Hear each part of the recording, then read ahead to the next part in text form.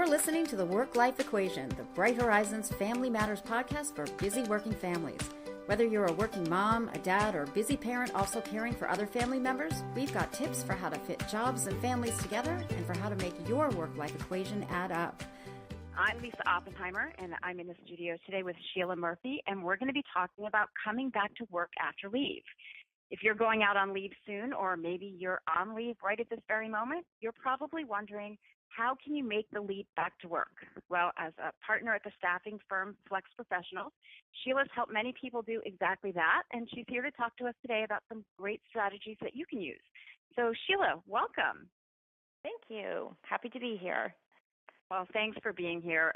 Leave is such a hot topic right now, and I know it's a focus of your work.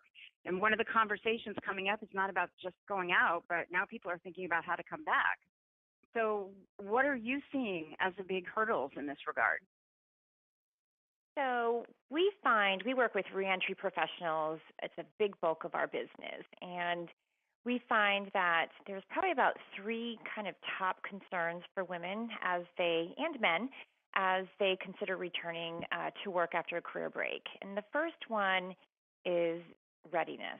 Am I ready to do this, to make this leap? The second one is confidence. That's a big issue, just sort of feeling like you're rusty or not feeling that you're at your best and wondering how you're going to be able to do this. And the third one is sort of an uncertainty. So for people with longer breaks, it's, gosh, do I really want to go back in doing what I did before? And for people returning from a maternity or paternity leave, it's slightly different, but it's sort of that uncertainty related around, gosh, can I continue to do what I've been doing at the same pace that I did before? So those are the top three concerns. I can see how all of those are really big concerns for somebody that's been out of the workforce for a little while. Do you have strategies for how to deal with them? So in other words, you talked about readiness. Do you have a strategy for how to get yourself more ready? Sure. So for parents reentering after a maternity leave or even a long break, I think it's really important that you, prior to that first day when you show up at work, that you really think through all the different scenarios that can happen when life gets in the way of work. And sometimes when you're a new parent, you don't even realize these scenarios exist before they happen. But if you can take a step back and have a plan, and my suggestion is to have a plan A and a plan B, for all of those different scenarios. So here are a few examples. A big one. I remember I had a candidate who was reentering the workforce, and on her very first day of going back to work, it snowed. And her new employer, their business was open for work, but her kids were out of school, and she completely freaked out and panicked and was wondering if she was really ready. So you need to have a plan. What's going to happen if there's a snow day where your office is open, but either your daycare or your schools are closed? What about teacher work days? What about sick days? Because now it's not only your sick days, but you have other children involved who might be sick. What are you going to do for those? What about, daycare closings, parent-teacher conferences? And a big one is summer. Summer throws a big monkey wrench into parents' work plans. So thinking through all of those is really important. And in doing that, you also have to think about your family members and realize that your roles and responsibilities might have to shift a little bit. I'm sorry, I interrupted you. Go ahead. No. I was just going to ask, it sounds like what you're trying to do is create a sense of control, really, by creating all of these potential scenarios. You know in every instance, if this happens, then this. Is that about right? Yeah. It's almost like you can't wing it. I'm a wing it kind of person. I like to do things, on the fly. But when it comes to this, I think the more prepared you are, the better. And I've always said when I first got pregnant and I told my boss that I was going to work full time with my first child, I remember her saying to me, And I didn't really think about it as much at the time, but now I so value her advice. And she said, if you're going to work full time and have children, make sure you treat those caregivers, find a good caregiver, and treat that person like gold.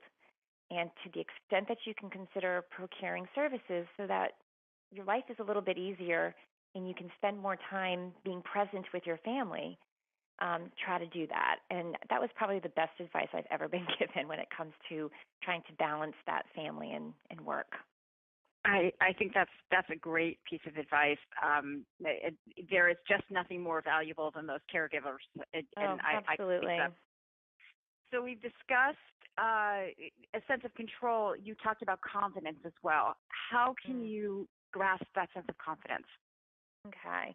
This is a hard one, and it's such a big one. And if I were to say what's sort of from my experience with working with both companies and employees and job seekers, confidence is such a big piece of this. It's a concern of employers. When you're not confident, you project that onto your employer, and it's a concern for them.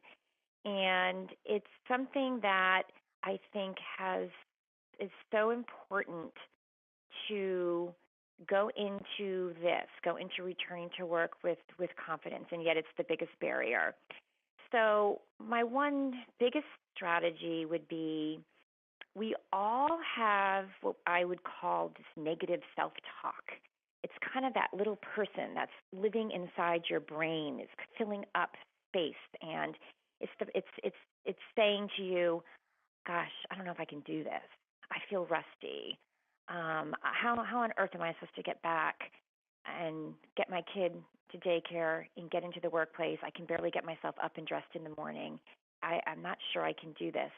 And just by becoming aware of that talk and trying to be very conscious about it and to try to stop talking that way to yourself is really critical. So doing away with it. And one way of doing that is recognizing that you're doing it and switching the language. So think of something positive that you can say, like, "I can do this. I am a great marketing professional, and I'm going to walk in there and I'm going to kill it like I used to." And giving yourself that confidence boost internally is really important. And then a second piece is, I think when we're not confident, we become very apologetic about why we left the workforce, about feeling bad that we were on maternity leave, and that is not healthy, and it's not adding value. So you need to start with your value and not start with how tough it was or how hard it is or why you were out for as long as you were. And just remember that you have successes and skills and accomplishments, and you need to start with that. I'm going to call you the next time I'm feeling underconfident. That is exactly what we all need. It's a tough one. And having said that, and you made me think of another thing. Find somebody who's in your situation or who used to be in your situation, because I think that sometimes we can help each other build confidence as women, boss to employee. If you can find somebody, an inside advocate, a mentor, a coach that you can talk to about this, so they can boost you and give you confidence. Mentoring is so huge in the workplace now. And for people returning to work, finding a mentor who can really help them kind of navigate it is just a really valuable thing. What if the career is the sense of underconfidence? So, as a working parent, you're going back to work and you're having to create a new way of approaching your career because the ground rules change. So how do you, is that, if you're not feeling confident about that career focus, how do you deal with that? Yeah, that's a tough one. But I do think that, just my advice would be that you always remember that people value you for your productivity and for the quality of your work, right? And so maybe how you are going to work is going to be different. So maybe you're going to have to squeeze in more and fewer hours. but that what's important is that you're going to recognize that you're going to figure out a way to do it. You're just going to have to do it a little bit differently. And so you might have to do things more differently than you did before you left on maternity break, but it doesn't mean that working differently changes how efficient and how efficient you are or the quality of your work. In some ways, it becomes better than it was before. It's so funny that you say that. I don't mean to interrupt. I just you really there's such an important point in there, because when you talk about squeezing everything in and getting more out of every minute, I always find when I hear that I'm surrounded by parents with young children, and I say all the time that I think they're the biggest bargain in the workplace, because they have to make every minute count. They're so bookended by immovable forces of pickups and drop-offs that every minute of every day has to be efficient. Do you find that? Totally. And I have to say, we place reentry candidates all the time in our business. We're a staffing company. And when we sell them to businesses, I often get the comment, "Oh, a working mom, I'll take her." Because they know that they're going to get a bang for their buck, basically, and they can squeeze in so much in so little time. So, the success of my own business is proof that businesses love candidates reentering. I love that. So I just want to say to all the working moms and dads out there, you rock. Yeah, absolutely. Because they totally true. True. Should know that. Yeah. So we've talked a lot about moms, and obviously they are, the bulk. Am I right to say they are the bulk of people still at this moment in time that are going out on leave? Yeah. Yes, very much so. I hope that changes. I hope that changes, Lisa. I'm right there with you. I'm hopeful. And we certainly are seeing that more dads are taking leave, and we're reading about, more dads that are taking leave and being offered leave. But is there different advice for them? Well, I hate to sound like the Debbie Downer, and I hope that this is not always going to be the case, but I think the challenges are the same, but I do think that they're amplified with men returning to work. And the sad part of it, I think, is our own cultural issues related to gender roles. And oftentimes when a woman leaves the workforce, people automatically understand why.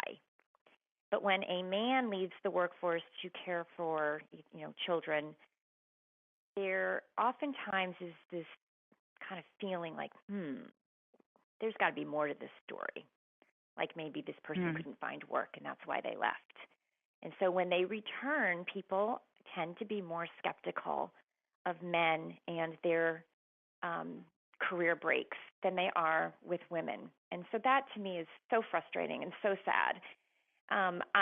So I think it says two things for men. One, you've got to own it. Even women have to own it as well. Don't be apologetic for having been out, but I think men have to be even own it more and be more publicly confident. Like, I left, I had this great opportunity to stay home with my children or to take care of my children, and I don't regret that at all.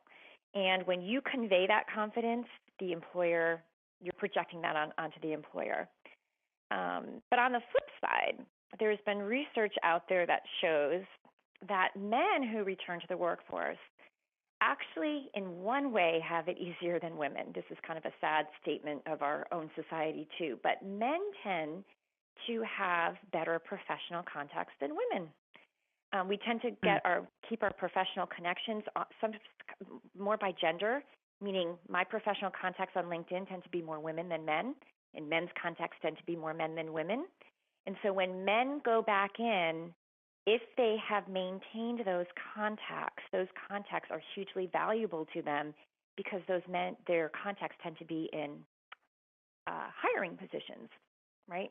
Interesting. Yeah. Yeah, it is interesting. So I don't know if that's all good and bad, but it is what it is. And I think it goes. Well, go ahead. No, I was just going to say it sounds like being mindful of it is Mm. probably very helpful. Yeah, yeah. And there's I don't know if you read the book by Anne Marie Slaughter, Unfinished Business. She's the woman who Yes. wrote in the article in the Atlantic about why women can't have it all. And Yep. she talks about the need that we stop seeing our career paths as this straight linear line that goes upward.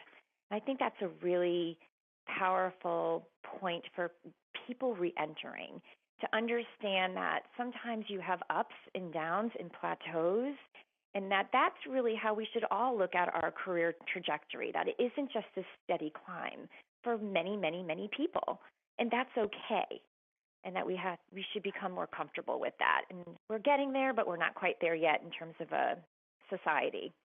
Yeah, no, I think that is absolutely true. I mean, I was even reading an article the other day about people taking deliberate pauses from careers, not for children, just Mhm. because they had reached a plateau, not even a professional plateau, maybe an emotional plateau where it was time to step back and then step back in. It was a very interesting conversation. Yeah. Any really good strategies, things you can do to set yourself up for success before you go out? Uh, so before you decide to leave the workforce, is what you're Exactly. saying. I mean, this is Yeah. probably most Yeah. pertinent Yeah. for people going out on maternity leave, but I Yeah. would imagine it applies to anyone. Yeah. Yeah, no, and I do these career reentry workshops all the time. And the women who come in have been out 5, 10, 15 years. And I always think, gosh, if I could have ever have gotten to you before, right before you were leaving the workforce, and gave you these same tips, it would have been so much easier to get back in. And so some of them are similar to ones I've already gone over, but update your resume before you leave the workforce. Get that resume in really good shape so you remember your accomplishments. Get those down on paper, your successes, and have them at your fingertips so it's not so hard to go back. It's much harder to go back and try to remember what you did and what your accomplishments were or what impact you had on a company. And all of those things are really important. So make sure you document those and keep those connections. Keep those connections with people that you are working with right now. And remember that some of those people are going to continue working while you have stopped. And so people who may have worked for you or worked in your organization below you, when you turn around to go back in, they may be in positions to hire you. So you Hmm. have to think really with an open mind about all of that. And you know, I I think when you go on leave, I do feel if you should embrace that and enjoy that. But at the same time, I think it's important to do something for your professional self while you're um, out. So think about maybe a new skill you want to learn and or a skill that you want to improve and use that time to keep those skills sharp, either by taking a class or by volunteering and donating, your time and utilizing that skill because I think it'll help you to stay sharp so that it's easier to get back in.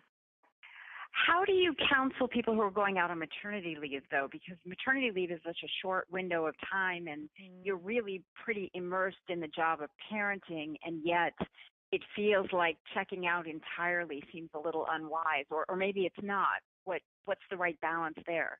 Yeah, and I think it depends upon the person and their confidence level.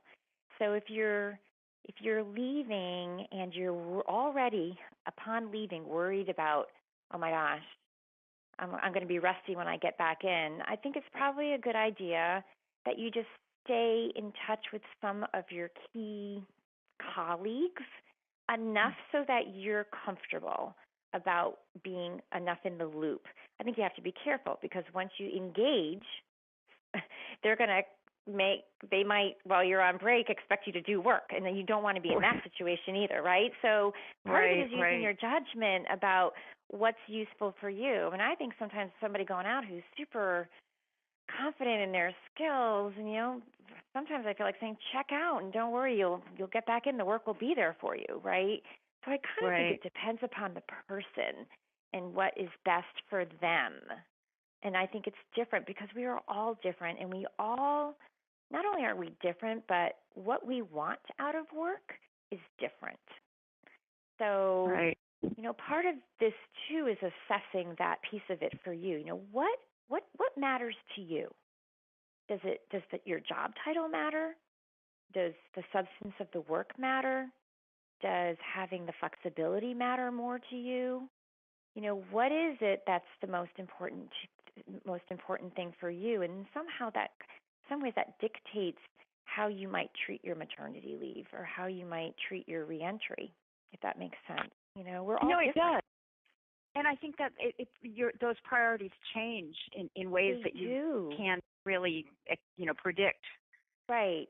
And I guess, that's what I'd love to leave people with, that sense that there are options. There are more options now in terms of how your work relationship looks, what your work relationship looks like.